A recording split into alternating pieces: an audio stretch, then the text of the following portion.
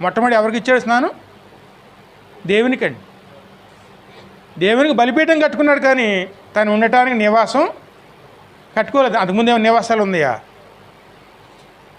లేదండి. ఎందుకంటే దేవుడు పంపించాడు, అప్పుడే వచ్చాడు.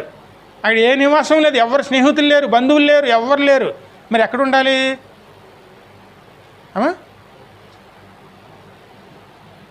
అక్కడ రాగానే అబ్రహాం తలదాచుకుంటే చోటు ఎక్కడుందండి? ఏమీ లేదు.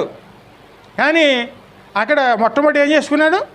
దేవునికి ఒక బలిపీఠాన్ని కట్టాడండి. దేవుడిని ఆరాధించాడు, దేవుడిని గణపరుచుకున్నాడు.